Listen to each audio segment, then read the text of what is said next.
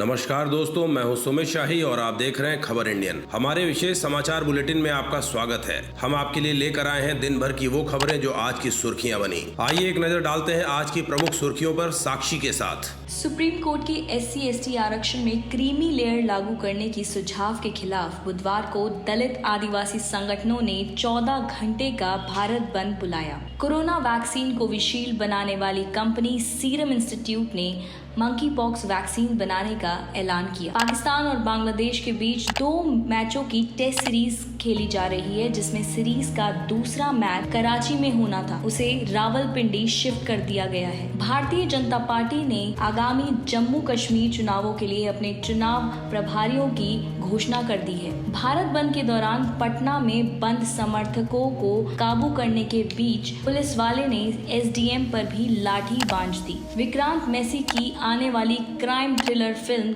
Sector 36 OTT पर धमाल मचाने के लिए तैयार है। राजस्थान के जैसलमेर के रामदेवरा इलाके में एयरफोर्स के फाइटर एयरक्राफ्ट से बम जैसी चीज गिराने से तेज धमाका हुआ है। अब खबरें विस्तार से सुमित के साथ। जैसा कि हमने पिछले वीडियो में बताया है कि सुप्रीम कोर्ट के SC/ST आरक्षण में क्रीमी लेयर लागू करने के सुझाव के खिलाफ बुधवार को दलित आदिवासी संगठनों ने 14 घंटे का भारत बंद बुलाया है। प्रदर्शनकारियों ने बिहार के दरभंगा और आरा में ट्रेनें रोक दी हैं। जहानाबाद, सहरसा और पूर्णिया में नेशनल हाईवे जाम कर दिया है। राजस्थान के जयपुर, भरतपुर और मध्य प्रदेश के ग्वालियर समेत विभिन्न राज्यों के कई शहरों में एहतियातन स्कूल और कोचिंग सेंटर की छुट्टी कर दी गई है। भरतपुर में इंटरनेट और अलवर में रोडवेज बसें बंद कर दी गई हैं। कांग्रेस, TMC, सपा समेत तमाम विपक्षी दलों ने बंद का समर्थन किया है। National Confederation of Dalit and Adivasi Organization ने कोर्ट के सुझाव को दलित और आदिवासियों के संवैधानिक अधिकारों के खिलाफ बताया है। साथ ही केंद्र सरकार से इसे रद्द करने की मांग की है। कोरोना वैक्सीन कोविशील्ड बनाने वाली कंपनी सीरम इंस्टीट्यूट ने मंकी पॉक्स वैक्सीन बनाने का ऐलान किया है। कंपनी के CEO अदार पूनावाला ने बताया, M-Pox के ग्लोबल हेल्थ इमरजेंसी घोषित होने के बाद लाखों लोगों की मदद करने के लिए हम एक वैक्सीन विकसित कर रहे हैं। उम्मीद है कि 1 साल के अंदर हम इसे बना लेंगे। केंद्र सरकार ने 19 अगस्त को M-Pox के बढ़ते मामलों के बीच देश के सभी पोर्ट और एयरपोर्ट के साथ पाकिस्तान और बांग्लादेश बॉर्डर पर अलर्ट जारी किया था। केंद्रीय स्वास्थ्य मंत्रालय ने अधिकारियों को बाहर से आने वाले यात्रियों में मंकी पॉक्स के लक्षणों को लेकर सतर्क रहने के लिए कहा है। फिलहाल भारत में अभी मंकी पॉक्स से कोई संक्रमित नहीं है। आखिरी मामला मार्च 2024 में सामने आया था। स्वास्थ्य मंत्रालय ने 19 अगस्त को दिल्ली में केंद्र के 3 बड़े अस्पतालों में राम मनोहर लोहिया, सफदरजंग और लेडी हार्डिंग में नोडल सेंटर्स बनाए हैं। इन अस्पतालों में मंकी पॉक्स के मरीजों के इलाज और देखभाल के लिए आइसोलेशन वार्ड बनाए गए हैं। केंद्र ने सभी राज्यों को उनके राज्य के अस्पतालों में मंकी पॉक्स के मरीजों के लिए जरूरी व्यवस्था करने के निर्देश भी दिए हैं। अधिकारियों ने बताया कि अभी तक के आकलन के मुताबिक मंकी पॉक्स के बड़े पैमाने पर फैलने का खतरा कम है। इसे शॉर्ट में M-Pox कहते हैं। पाकिस्तान और बांग्लादेश के बीच 2 मैचों की सीरीज खेली जानी है, जिसका पहला मैच 21 अगस्त से 25 अगस्त तक रावलपिंडी में खेला जाना है, जबकि दूसरा और आखिरी मुकाबला भी अब रावलपिंडी में ही 30 अगस्त से 3 सितंबर के बीच होगा। पहले दूसरा मैच कराची में होना था, जिसे रावलपिंडी शिफ्ट कर दिया गया है।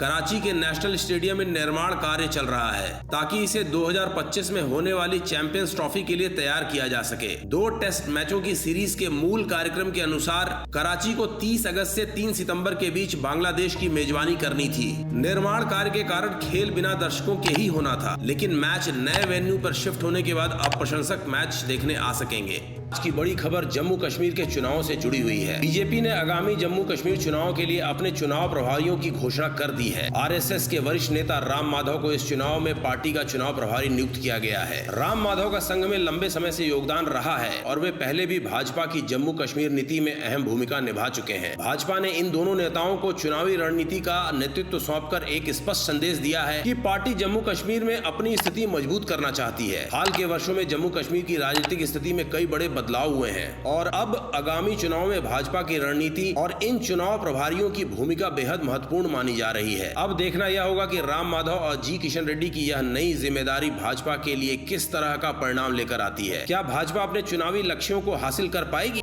आज बात करेंगे विक्रांत मैसी की आने वाली क्राइम थ्रिलर फिल्म सेक्टर 36 की, जो OTT पर धमाल मचाने के लिए तैयार है। विक्रांत मैसी, जो अपनी शानदार एक्टिंग के लिए जाने जाते हैं, अब क्राइम थ्रिलर फिल्म सेक्टर 36 में नजर आने वाले हैं। ये film real life crime incident पर आधारित है, जो आपको स्क्रीन से बांध कर रख देगी। इस फिल्म की कहानी दिल्ली के एक रहस्यमय मर्डर केस पर आधारित है। और विक्रांत इसमें एक पुलिस अधिकारी की भूमिका निभा रहे हैं और उनके साथ दीपक डोबरियाल भी अहम किरदार में दिखाई देंगे। फिल्म का निर्देशन अद्वैत चंदन ने किया है, जो पहले भी दर्शकों को प्रभावित कर चुके हैं। सेक्टर 36 अपनी इंटेंस कहानी और थ्रिलिंग प्लॉट के कारण पहले ही चर्चा में आ चुकी है। भारत बंद के चलते बिहार, उत्तर प्रदेश, मध्य प्रदेश समेत देश के कई राज्यों में लोग विरोध प्रदर्शन कर रहे हैं। बिहार के कई हिस्सों में भारत बंद का असर सुबह से दिखाई देना शुरू हो गया था। पटना में बंद समर्थकों ने महेंद्र अंबेडकर होटल के पास सड़क को जाम कर आगजनी की। हालांकि पुलिस प्रशासन पूरी तरह से अलर्ट मोड पर है और शांति व्यवस्था बनाए रखने की कोशिश कर रही है। बंद के दौरान पटना में बंद समर्थकों को काबू करने के लिए पुलिस ने लाठी चार्ज की और लोगों को काबू करने की भरपूर कोशिश की, लेकिन इसी बीच पुलिस ने एसडीएम पर भी गलती से लाठी मार दी। दरअसल भारत बंद के चलते बिहार, उत्तर प्रदेश, मध्य प्रदेश समेत देश के कई राज्यों में लोग विरोध प्रदर्शन कर रहे हैं। बंद के दौरान पटना में बंद समर्थकों को काबू करने के लिए पुलिस ने लाठी चार्ज की और लोगों को काबू करने की कोशिश की, लेकिन इसी बीच एसडीएम पर भी पुलिस वाले ने लाठी बांध दी। इसके बाद 3 पुलिसकर्मी एसडीएम को घेर कर चलते हुए नजर आए। राजस्थान में जैसलमेर के रामदेवरा इलाके में बुधवार 21 अगस्त को एयरफोर्स के फाइटर एयरक्राफ्ट से बम जैसी चीज गिरने से तेज धमाका हुआ। पोखरण फील्ड फायरिंग रेंज में 8 फीट का गहरा गड्ढा हो गया है। घटना आबादी से दूर सुनसान इलाके में हुई। इससे कोई जनहानि नहीं हुई है। इस घटना के बाद पुलिस अलर्ट मोड में आ गई। राठौड़ा गाँव के खीव सिंह ने बताया कि घटना बुधवार दोपहर करीब 12 बजे की है। गाँव के ऊपर से बहुत कम ऊंचाई में एक एयरक्राफ्ट उड़ रहा था। इसी दौरान गांव की आबादी से करीब 1 किलोमीटर दूर जोरदार धमाका हुआ। धमाके की आवाज सुनकर गांव के लोग मौके पर पहुंचे। भारतीय वायुसेना ने एक्स पर लिखा, आज पोखरण फायरिंग रेंज के पास तकनीकी खराबी के कारण भारतीय वायुसेना के लड़ाकू विमान से एक एयर स्टोर अनजाने में बाहर निकल गया। इस घटना की जांच के लिए भारतीय वायुसेना द्वारा जांच के आदेश दिए गए हैं। जान माल के किसी नुकसान की खबर नहीं है।